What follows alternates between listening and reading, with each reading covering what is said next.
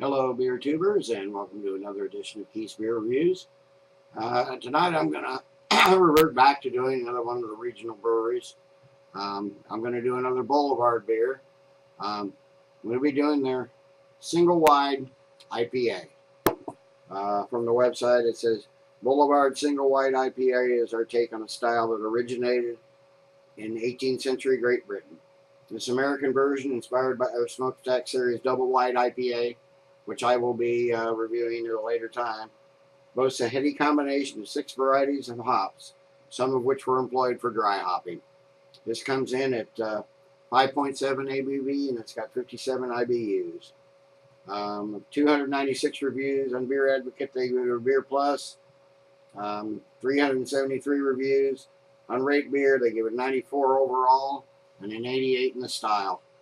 Let's get this in a glass and see what we're like. Just a quick comment here. Like I said, there's one thing I like about Boulevard beers. Actually, there's two. Besides the fact that they're all bottle conditioned, they also have a Best Buy date.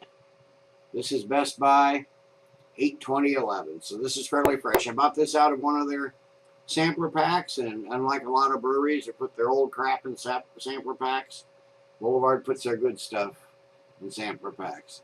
The one thing I don't like, twist tops. Let's get this poured and see what we've got.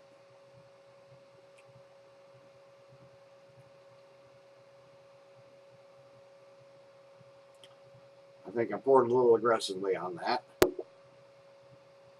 We got a medium golden colored. It's a little light for a standard IPA. There's a lot of bubbles flowing up.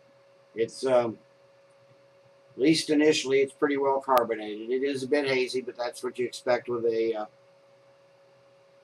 bottle conditioned beer. Got a good 3-finger head. I think that was just my aggressive pour.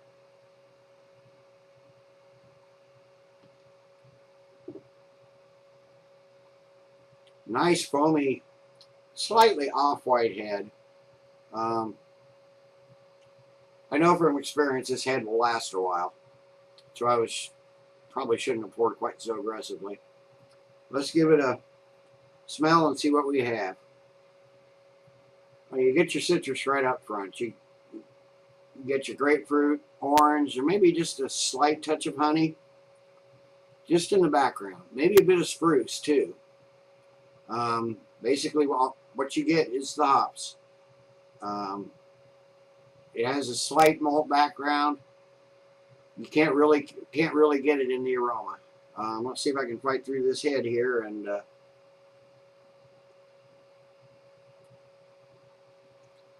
give it a taste.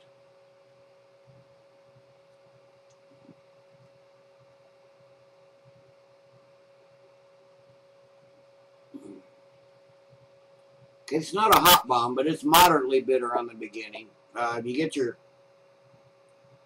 citrus right up front, though. Towards the middle of the palate, you get a little of your floral hops and a little more sweetness from that.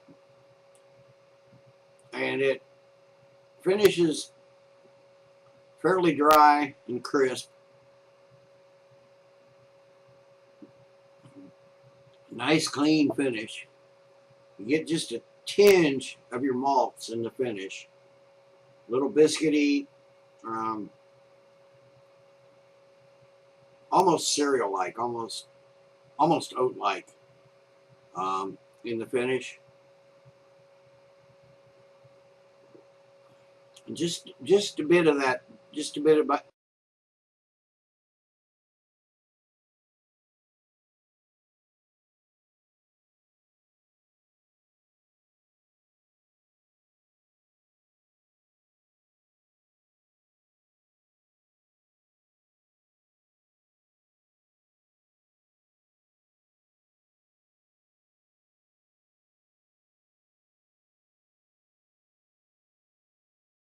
little bit left. As you notice, this head is stuck around the whole time.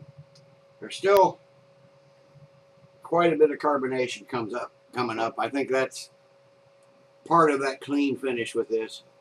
It's warmed up, not quite room temperature, but it's warmed up pretty good. Not a lot has changed. Like I said, this is not a bitter IPA. I mean, there is some bitterness there. You get that basically in the front, but towards the middle of the palate, it sweetens out and ends with that slightly piney, biscuity, malty finish. I think the carbonation helps on that cleansing too. It's a good solid IPA, certainly not the best I've had, but it's my go-to IPA. It's readily available, and I always know it's fresh. And so, with that said, I'm going to give this 8.5 out of 10. Cheers, everybody. Till next time, keep drinking good beers.